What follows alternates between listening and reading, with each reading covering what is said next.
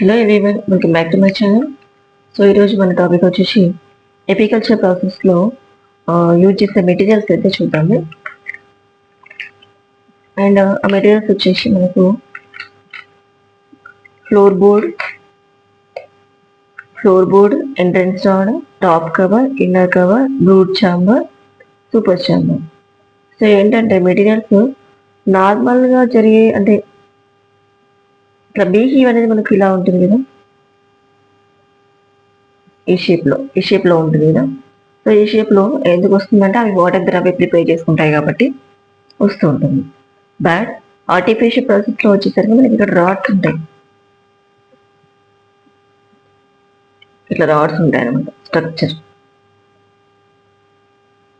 Artificial ప్రాసెస్లో. So ఈ materials వచ్చేసి మనకు ఫ్లోర్ బోర్డ్ అని, ఎంట్రన్స్ రాడ్ అని, top cover, inner cover, brood chamber, super chamber. So ఇవి యూజ్ చేసే మెటీరియల్స్ అన్నమాట. ఇక్కడ మనకు గుర్తుపెట్టుకోవాలి ఎలా అంటే, ఇక్కడ inner cover, top cover, brood chamber, super chamber. So rhyming అనేది సేమ్గా ఉంది, అలా గుర్తుపెట్టుకోండి. ఎంట్రన్స్ రాడ్ అంటే మనకు ఇట్లా ఓపెన్ చేయడానికి క్లోజ్ చేయడానికి వీలుగా ఉంటుంది కదా, అది ఎంట్రన్స్ రాడ్. ఫ్లోర్ బోర్డ్ అంటే చిన్న చిన్న బ్లాక్స్ ఉంటాయి చూడండి, ఎంటీ స్పేసెస్. హనీకోమ్లో ఏ విధంగా అయితే స్మాల్ స్పేసెస్ ఉంటాయో ఇలా అయితే ఉంటుంది. ఓకే, ఇలా ఉంటుంది అనమాట. సో మళ్ళీ ఇక్కడ predators in the apiculture process అంటే, ప్రెడేటర్స్ అంటే ఏంటంటే the animals or organism which are dangerous to the insects or other animals. So those are known as the predators. So ఆ predators వచ్చేసి king crow, dragonfly, wax moth.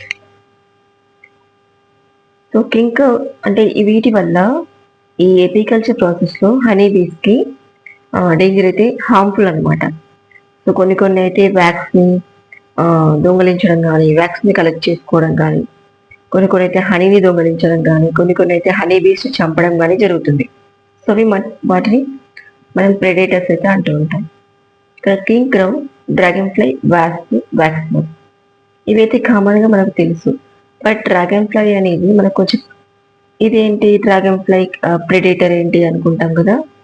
యాక్చువల్గా అయితే dragon fly ఇదే eco friendly insects అన్నమాట.